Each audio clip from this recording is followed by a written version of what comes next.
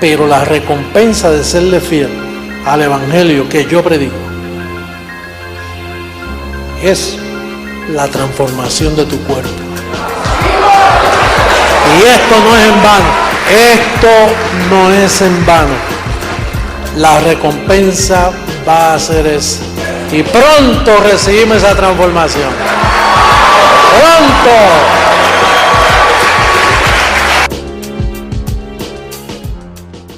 Abençoados com todas as bênçãos. Bem, o tema de hoje é fazendo afronta ao Espírito de graça. Vamos ler Hebreus 10, 29, e diz: quanto maior castigo pensais que merecerá aquele que pisotear ao Filho de Deus e tiver por imundo o sangue do pacto, no qual foi santificado, e fizer afronta ao Espírito de graça? Bom, e podemos nos perguntar o que é o Espírito de graça? Porque esse Espírito de graça é o Espírito de conselho. Diz que o menino tinha o Espírito de conselho quando Isaías profetizou acerca do primeiro véu. Então, Espírito de graça esteve ausente da terra até 1973. Espírito de graça é um espírito de ciência e de ensino. Então, ao estar tanto tempo ausente, ou fazer afronta a esse espírito de ensino que sai pelos lábios de Jesus Cristo homem. É bem perigoso. Por quê? Porque o Espírito de graça, o que significa é que para levantar esse trono do Espírito de graça, esse trono da graça, houve um homem chamado Filho de Deus, Jesus de Nazaré, que derramou sangue. E ele derramou sangue para conseguir tirar o pecado do meio, conseguir destruir Satanás e conseguir colocar os escolhidos nos benefícios do melhor pacto estabelecido sobre melhores promessas. Então, houve sangue derramado, sangue inocente. E fazer afronta a todo esse andamento de verdades é bem perigoso para o não crente e para os que forem iluminados. Isso é muito perigoso. Por isso, com muita humildade, a pessoa às vezes faz as perguntas, com muito cuidado, porque aquele que pisotear o pacto de Moisés, ou que violasse, o pacto de Moisés, imagina o que lhe acontecia, que era a morte sem remissão. Agora, este pacto é mais poderoso, mais perigoso, porque às vezes eu menciono pessoas ou menciono situações e de repente não acontece nada. Às vezes leva 1, 2 anos, 1 ano, mas a pessoa, ainda que você não veja o juízo ainda, a pessoa começa a entrar em desespero e começa a entrar em problemas e começa, tudo lhe vai mal, o quê? Isso vai pouco a pouco, porque, imagina, Herodes uma vez fez afronta ao Jesus de Nazaré e diz que um anjo o tocou e ele expirou, comido de gusanos. Assim, imediatamente, uma coisa espetacular, o juízo. Bom, diz aí mesmo nesse capítulo, horrenda coisa é cair em mãos do Deus vivo. Por que diz Deus vivo? Porque se Deus existe, ele sempre está vivo, mas quando diz horrenda coisa é cair nas mãos do Deus vivo, é porque ele tomou vida entre os demais seres viventes. Ou seja, quando Deus está na terra, Deus vem ser bem vulnerável, humano, com situações onde não pode expressar todo o seu poder, está em humanidade. Então fazer-lhe a afronta, despertar a ira da cobertura angelical. Isso é bem sério, a cobertura angelical que nós temos. Digo nós, porque é uma só cobertura, e mais ninguém a tem. Crescendo em graça é que tem essa coberta. O sistema religioso não. O sistema religioso, desde um princípio de Pedro, os demais apóstolos, fizeram uma afronta ao Espírito da graça, tendo o sangue por imundo. Um confessionário católico. Isso é debochar de Cristo. Se aproximar desses confessionários católicos. Uma estátua a uma virgem. Isso é fazer afronta ao Espírito da graça. Uma missa, recordação de pecado. Isso é fazer afronta ao Espírito de graça. Uma hóstia, um pedaço de pão, com suco de uva ou vinho, o que for. Olha, isso é fazer afronta. Isso é esgotar ou levar a paciência do Senhor ao sumo. Então estamos em uma etapa bem delicada da culminação do que está acontecendo a nível mundial. Portanto, tem que ter um cuidado tremendo. Olha, Sérgio Prola me escreveu um comentário de Apocalipse 7:2 e diz, capítulo 7, vi também a outro anjo que subia de onde sai o sol. Antes desse anjo se levantar, diz que haviam 4 anjos em pé sobre os 4 ângulos da terra, que detinham os 4 ventos da terra, para que não soprasse vento algum sobre a terra, nem sobre o mar, nem sobre árvore nenhuma. Se o vento não sopra, por isso eu disse que esse próximo verão que virá vai ser bem quente. O sol vai se manifestar com fúria, porque está chegando o dia grande do Senhor sobre a terra. Este ano, 2011, vamos ver coisas grandes sobre a terra. Agora, esses 4 anjos diz que estão para fazer danos à humanidade. Mas então, diz aqui que vi um anjo que saiu de onde sai o sol. E esse foi o comentário de Sérgio, por exemplo.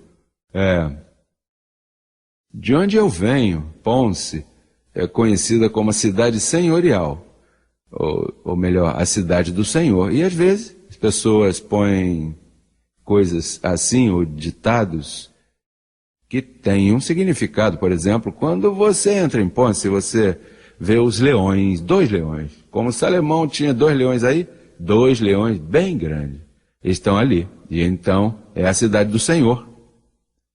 Pois então, aqui diz que esse anjo que se levantou para dar ordens, levanta-te, ó Deus, julga a terra, para dar ordens a esses 4 anjos que estão para fazer danos, diz que esse anjo se levantou e subia de onde sai o sol.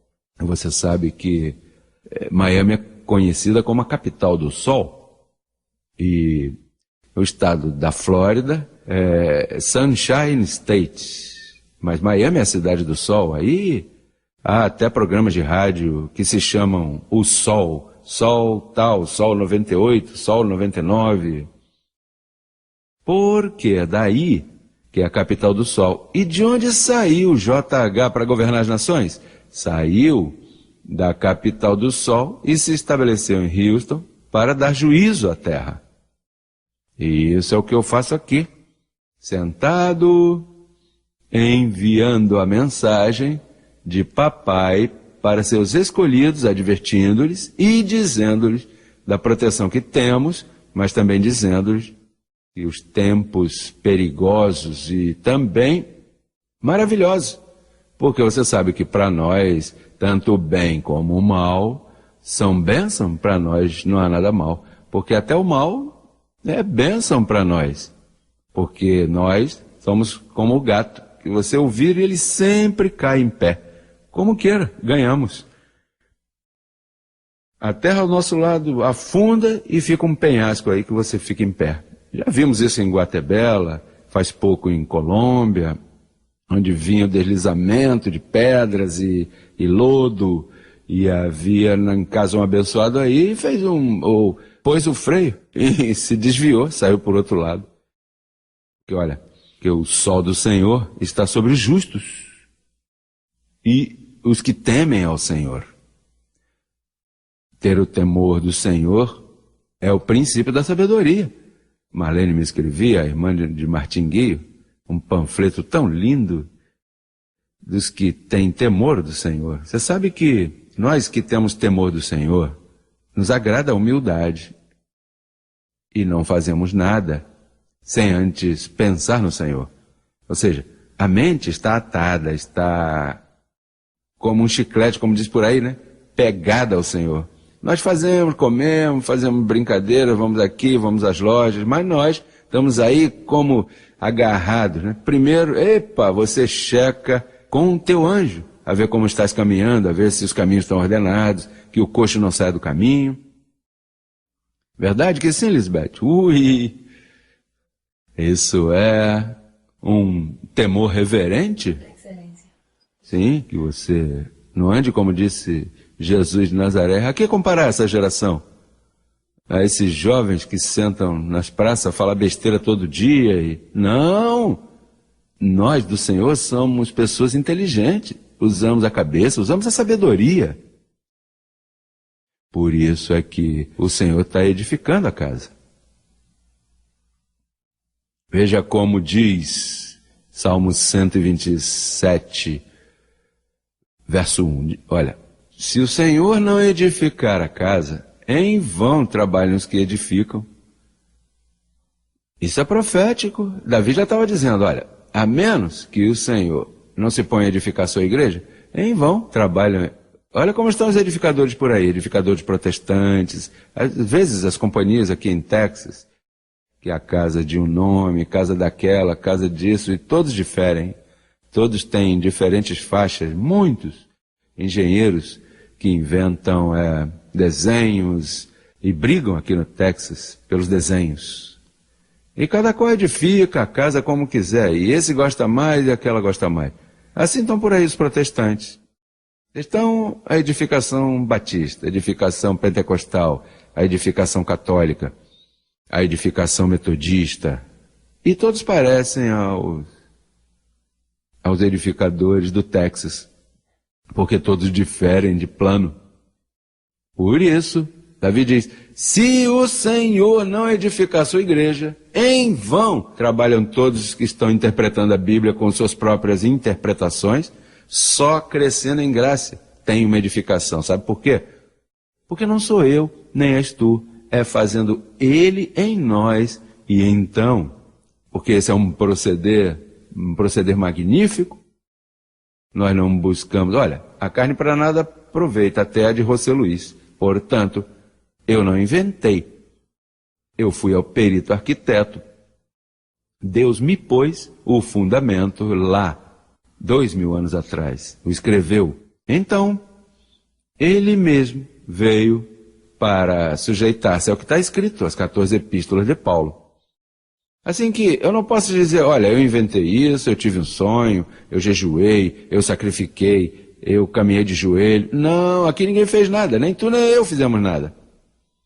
Essa é fazendo ele em vós o que é agradável diante dele. O pacto já está escrito, você não tem que buscar receita nova, nem revelações novas, como estão por aí os profetas alucinando e falando mentiras, os astrólogos, que se passam com os signos do zodíaco, olha, vai ser assim, vai ser... Você não pode depender disso, abençoado. A estas alturas, você não pode estar olhando o signo do zodíaco, que se você é touro, que você é peixe, que você é, olha, sagitário. Isso é uma vergonha para um abençoado de crescendo em graça e estar lendo horóscopo a essa hora. Sua vida está segura. Ele guia teus passos. Pelo Senhor são guiados os passos do homem. Quando ele cair, não ficará prostrado, porque ele sustém sua mão. Nossa vida é segura. E ainda quando parece insegura, está segura. Por isso, a disciplina de Deus é sobre os filhos.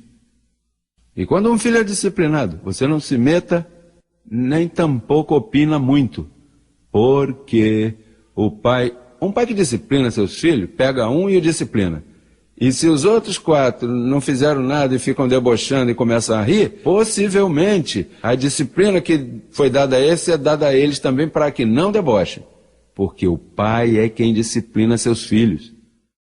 E você está sendo disciplinado com a melhor disciplina do mundo para que participeis de sua santidade. Essa é a disciplina que Deus te dá. Bem abençoado, até a próxima ocasião, até a próxima, abençoados com todas as bênçãos.